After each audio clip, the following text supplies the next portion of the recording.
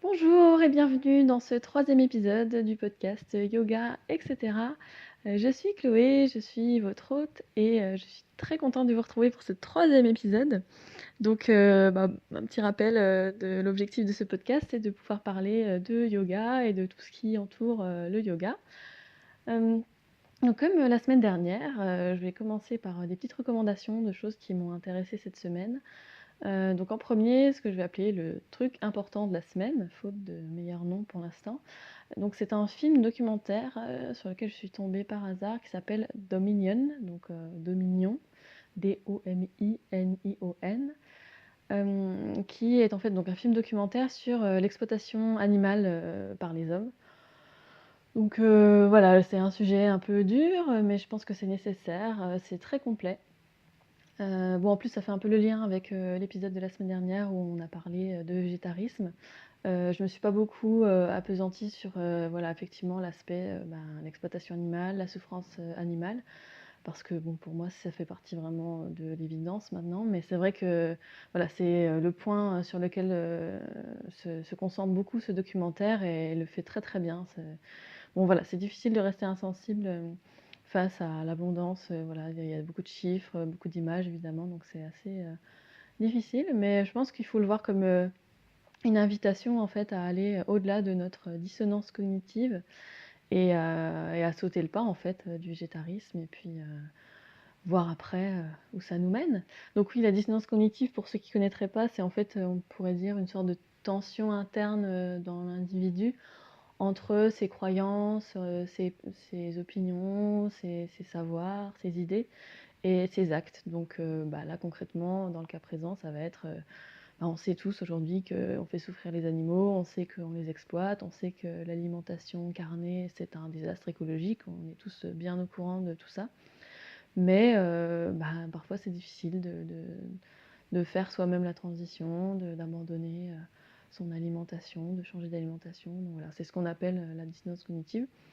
Donc bon voilà, sans encore une fois, sans juger bien sûr, mais je pense que voir des images et puis être vraiment confronté aux choses, c'est quand même peut-être quelque chose qui peut aider quoi à sauter le pas. Ça peut être pour certaines personnes, un des déclencheurs.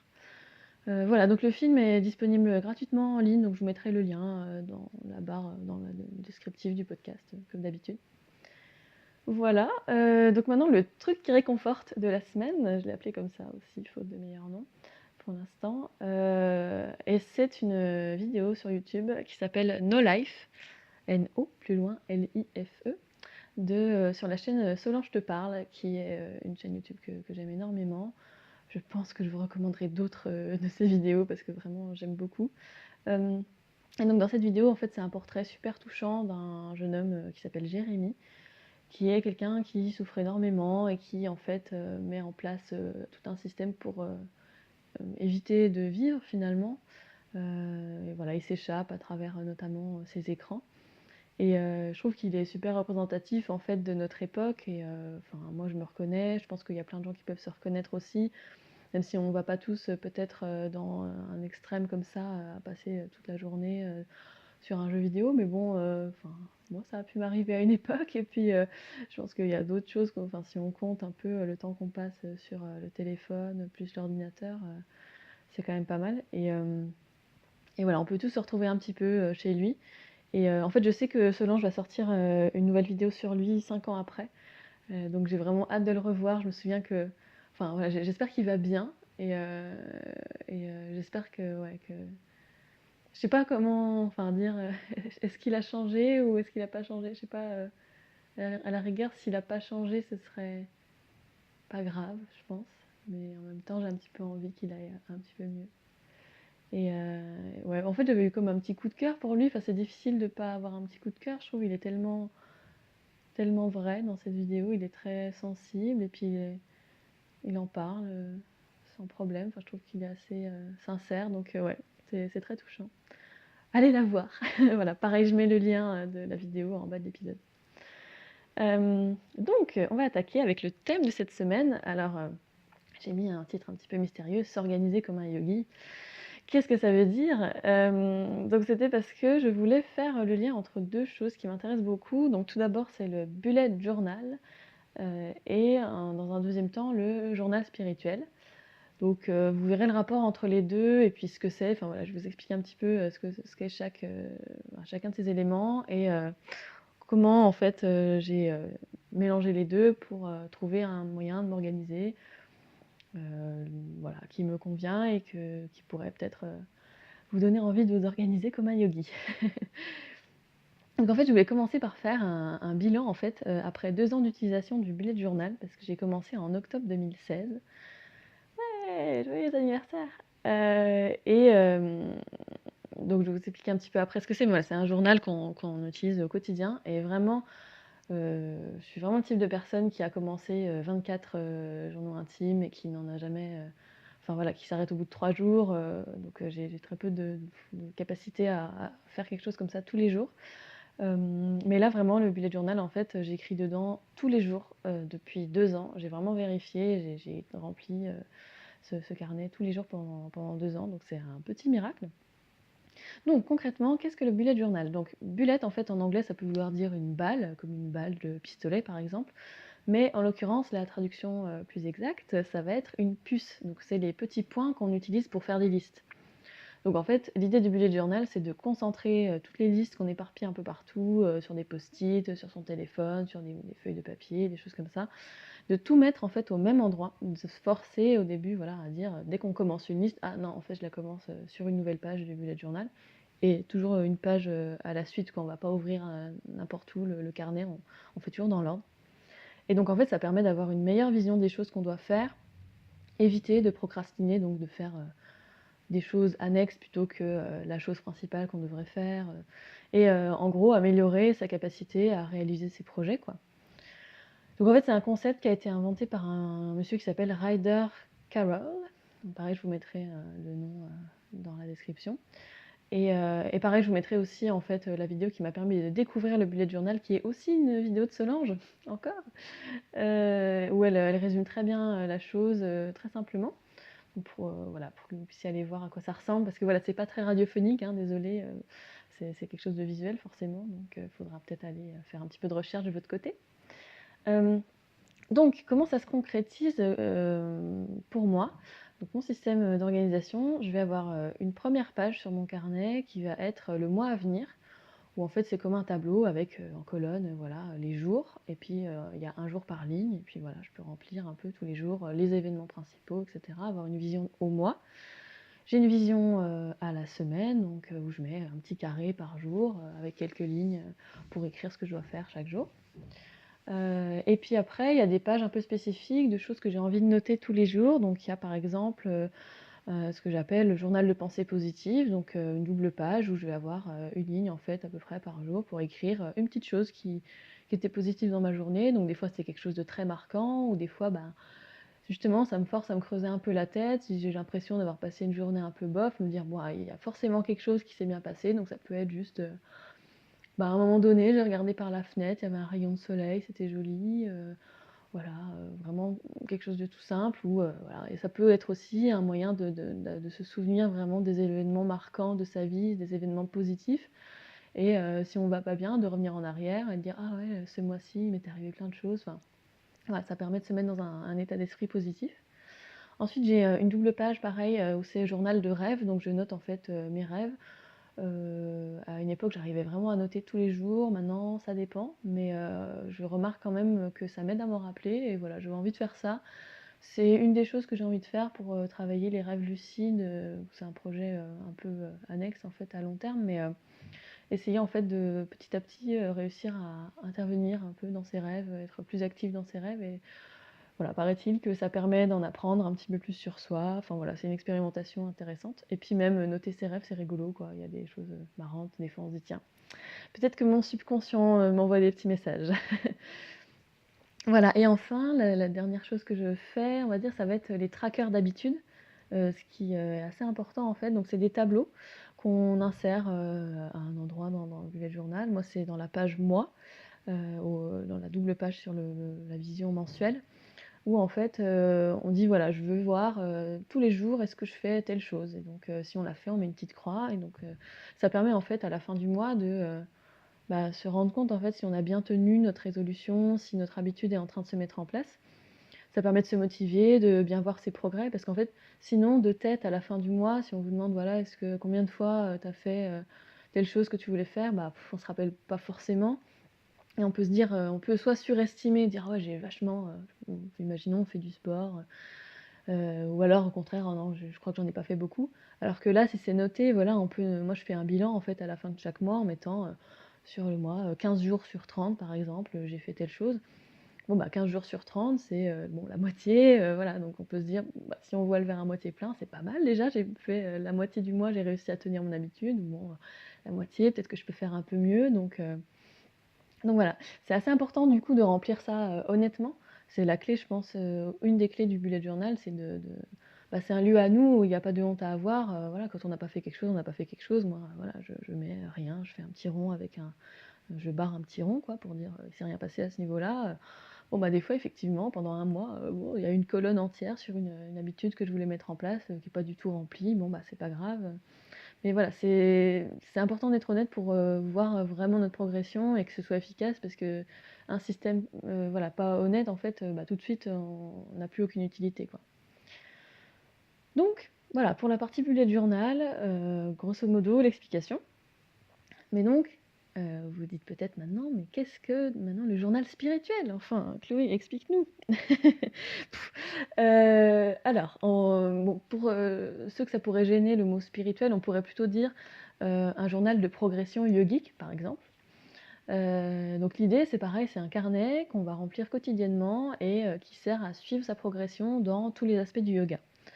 Donc, comme j'ai déjà pu le dire, je pense, dans le podcast auparavant, quand on se lance vraiment, à fond dans le yoga, on découvre, qu'il y a beaucoup de choses à faire, qu'il y a beaucoup d'aspects, dans le yoga, outre, les postures. Voilà, on va se mettre à, la méditation, à chanter des mantras peut-être, à surveiller son alimentation, à faire des exercices respiratoires. Donc il y a énormément de choses à voilà, à mettre en place et donc, bah, les maîtres conseillent aussi de tenir un journal spirituel pour, surveiller sa progression. Donc voilà, c'est finalement on commençait à comprendre que ça se retrouve, vachement en fait, ces 2 concepts et une des définitions que je pourrais donner moi personnellement, du journal spirituel, ce serait, en fait une aide pour vivre une vie yogique dans le monde. Parce que je me suis rendu compte, quand je suis retournée à l'ashram, après, donc l'ashram du yoga, là où on mène une vie yogique en fait, au quotidien. Donc voilà, quand je remplissais mon petit carnet, tous les soirs, bah, en fait, je cochais quasiment toutes les cases automatiquement parce que, tout est fait, tout est organisé dans le planning quotidien à l'ashram pour que, à la fin de la journée, voilà, on se rend compte qu'on a rempli à peu près toutes les cases. Voilà, on médite, on chante des mantras, on fait des postures, on mange bien, on apprend des choses. Enfin voilà, il y a énormément de cases cochées automatiquement. Et donc finalement, le journal spirituel, là où il va vraiment intervenir, c'est quand on revient dans la vie, voilà, habituelle quoi. Et ça va être un soutien, ça va être, quelque chose qui nous aide à parcourir notre chemin, solo quoi. Voilà. Maintenant, comment j'ai combiné les 2 et pourquoi je trouve que c'est vraiment efficace? Donc, en fait, mon journal spirituel, je l'ai mis sur la page du mois. Donc c'est une double page sur mon carnet où, voilà, j'ai chaque jour, sur, une ligne, enfin, un jour égale une ligne et au niveau des colonnes, j'ai mis voilà, les postures, les exercices respiratoires, pardon, la méditation, voilà et en fait, chaque jour, voilà, je coche si j'ai fait, la chose ou pas. Et voilà, encore une fois, comme je disais tout à l'heure, je fais à la fin de chaque mois un bilan, voilà, est-ce que j'ai fait, ça? Enfin, combien de fois j'ai fait, telle chose et vraiment, je trouve que c'est vraiment motivant, c'est valorisant. On se rend compte qu'on fait beaucoup plus de choses qu'on imagine et c'est voilà, c'est très motivant. Hem, alors donc finalement, quel est le but de tout ça? Le but que je donnerais, ce serait, voilà, de trouver parce que ça peut paraître, fastidieux peut-être, voilà, on remplit, un carnet tous les jours, bon, en fait, ça doit pas prendre, voilà, plus de 10 minutes, quoi, tous les soirs, même 5 minutes par soir. Sinon, effectivement, si vous y mettez trop de temps, vous allez vite, laisser tomber. Donc, l'idée de cocher des cases, c'est aussi pour aller vite. Donc vraiment l'idée, quand vous allez concevoir votre version de votre système d'organisation, si vous vous lancez, c'est ça, garder en tête, l'idée c'est de mettre en place un système d'organisation suffisamment efficace et stimulant pour finalement faire de la place dans votre cerveau pour mieux progresser au niveau du mental, quoi. Heu, Moi, c'est vrai que c'est devenu un peu mon deuxième cerveau, et je trouve que c'est relaxant parce que dès que j'ai une petite, idée qui me vient, quelque chose: «Ah oui, il faut que je fasse ça», bon, bah, soit je le fais tout de suite, des fois, quand c'est très, très facile à faire, soit je le note sur mon bullet journal et c'est vrai que du coup, bah, par exemple, quand je médite, bah, la pensée, elle va pas revenir parce qu'en quelque sorte, je sais, enfin, mon cerveau sait que cette pensée, cette chose à faire, elle est notée quelque part, donc mon cerveau, il va pas venir me représenter cette pensée, il va pas venir me dire: «Attends, oublie pas, tu as ça à faire». Comme je sais qu'à un moment donné, je vais me pencher, sur mon bullet journal, je vais regarder et me dire: «Ah bah oui, voilà, aujourd'hui, j'avais noté qu'il fallait que je fasse ça, sur le mois, je sais que j'étais l'objectif» et cetera. Donc voilà, ça aide à vider, en fait, à épurer un petit peu sa tête pour se libérer des pensées récurrentes et progresser, en fait. C'est vraiment peut-être le but qu'il faut garder dans votre version, de ce système d'organisation, voilà, le but ultime, on va dire, ce serait ça. Enfin, selon moi, hein. Alors quelques petits effets sympas, du système que j'ai pu trouver. Comme je disais tout à l'heure, bah, voilà, il y a certaines pages qui sont vraiment super à relire, surtout, la page, journal de pensées positives, quoi. Moi, j'ai des pensées positives sur 2 ans maintenant. Bon, alors des fois, c'est bizarre parce que je vais relire des choses sur, je sais pas moi, des amis que j'ai perdus ou des petits copains, des choses comme ça. Bon, sur le coup, ça peut faire un petit truc au cœur et puis en fait, finalement, on se dit: «Waouh, il s'en passe des choses, j'ai voilà, dans ma vie, j'ai connu des gens et puis ils sont partis et puis même il y a des gens qui sont encore là, donc je relis des petits mots, sur des gens que je connais encore, c'est touchant, voilà, puis bon, si je persiste comme ça, sur des années et des années, je me dis: «C'est chouette même, dans, 50 ans, de pouvoir relire, le, journal de quand j'en avais, 25», enfin c'est pas mal, quoi. Voilà, donc le petit effet, aussi, dont je vous parlais tout à l'heure, où c'est devenu une sorte d'extension de mon cerveau, où j'emmène mon bullet journal partout avec moi, ça a un effet un peu, je pense rassurant, un peu, voilà, réconfortant d'avoir ce petit carnet, très efficace sur lequel on peut vraiment compter. Et puis par exemple, bah, tout bêtement, quand je prépare le podcast et que je cherche des trucs à vous recommander, dans la semaine, et bah, je regarde, dedans et je vais dans la page, journal de pensée positive. Je me dis: «Bon alors, qu'est-ce que j'ai noté comme truc, que j'ai regardé, que j'ai découvert qui m'a vraiment plu?» Et en général, c'est là que je vais trouver, en fait, des idées, quoi. Et vraiment, voilà, dès qu'on a une nouvelle liste à faire, le truc sympa, c'est qu'à partir du moment voilà, au bout d'un moment, on se rend compte qu'on va automatiquement dans son bullet journal, on ouvre une nouvelle page, on met le titre de la liste qu'on veut faire. Là, par exemple, j'ai commencé à réfléchir aux cadeaux de Noël, pour moi et pour, mes proches, donc voilà, j'ai commencé une nouvelle, liste et elle est là, quoi. Enfin, j'ai pas à me demander: «Tiens, où est-ce que j'ai mis cette liste?» Enfin, c'est vraiment, voilà, puis ça comble un petit peu mon envie de carnet, je sais pas, enfin, j'imagine qu'il y a d'autres gens comme moi, j'ai toujours adoré les carnets, j'aime bien écrire. J'ai jamais réussi justement à maintenir un carnet, enfin, un agenda, sur, l'ordinateur, le téléphone. Je trouve qu'il manque quelque chose de voilà, le papier, les stylos, j'ai encore ce côté un peu vieillot, du physique, quoi. Et ah oui, aussi, je voulais vous dire le petit, côté parce que quand on regarde, des vidéos sur, le bullet journal sur internet, c'est pour ça que je vous donne la vidéo de Solange parce qu'en fait, elle montre une version très simple. Elle fait pas de décoration, des choses comme ça, parce que voilà, on peut tomber sur des vidéos avec des bon, souvent des femmes ou ça peut être autre chose, enfin des hommes aussi, mais beaucoup des femmes qui montrent, leur bullet journal, voilà, pour le mois prochain. Alors j'ai fait des petits dessins, des machins. Puis on se dit: «Ouh là là, enfin je vais jamais y arriver, moi je sais pas trop dessiner». Enfin, je dessine un petit peu personnellement, mais j'ai pas envie de passer, voilà, 1 heure, à faire, la page, enfin mon mois prochain, à préparer mon mois prochain. J'ai envie que ça me prenne, peut-être 20 minutes, maximum quoi, pour faire mes petits tableaux. Donc moi ce que j'ai fait, c'est que voilà, j'ai mon système où, j'écris en noir, voilà, une jolie encre, que j'ai choisie, mais voilà, en noir, mes jours, mes tableaux. Ensuite, je mets un petit peu de couleur, donc je choisis, un feutre d'une couleur et ça va être ma couleur du mois. Et j'achète, de temps en temps, des petits autocollants en fait, dans les papeteries. Donc voilà, je prends des autocollants que j'aime bien et comme ça hop, je ça me fait, directement de la décoration, sans avoir à me prendre la tête à faire des dessins, quoi. Si vous avez envie, faites-le, hein, mais c'est vrai que voilà, si c'est un truc qui vous retient, bah, dites-vous que c'est pas obligatoire du tout et le créateur, du bullet journal à la base, n'a pas du tout, enfin voilà, son bullet journal, à lui à la base, il est tout simple, il y a pas de dessin, quoi. Voilà, donc pour cette petite explication, sur, comment s'organiser comme un yogi. Du coup, le mot sanskrit de la semaine, petite rubrique que j'ai introduit comme ça, mine de rien. Le mot sanskrit de la semaine, ça va être sadhana, donc ça s'écrit S-A-D-H-A-N-A, et ça signifie justement la progression spirituelle, le travail quotidien qu'on fait vers, on va dire, la réalisation du soi. Bon, bien sûr, c'est des concepts qui méritent d'être approfondis, hein, mais bon, vous comprenez peut-être un petit peu l'idée. Donc la sadhana, voilà, la progression spirituelle, la progression au quotidien. Euh, et du coup, le mot du maître de la semaine que j'ai choisi, c'est encore une fois, je crois comme la semaine dernière, un extrait de Félicité divine de Swami Shivananda. Vous comprendrez que j'aime beaucoup ce livre. Je pense que je choisirai souvent des extraits de ce livre parce qu'il est vraiment très très encourageant, ce monsieur. Et donc, les extraits que j'ai choisi de vous lire aujourd'hui, c'est justement le chapitre en fait sur la sadhana. Donc, c'est pas un paragraphe entier, hein. J'ai choisi des petits extraits que je mets les uns au bout des autres pour voilà, enlever les parties peut-être moins pertinentes. Mais, donc, voilà, j'espère que ça vous plaira. Alors, je commence. Au début, la voie spirituelle peut paraître très dure, épineuse, abrupte et glissante. Renoncer aux objets est pénible au début. Si vous luttez énergiquement pour marcher dans la voie, si vous avez une forte détermination, une ferme résolution, tout devient très facile. Vous y trouvez de l'intérêt et une joie nouvelle.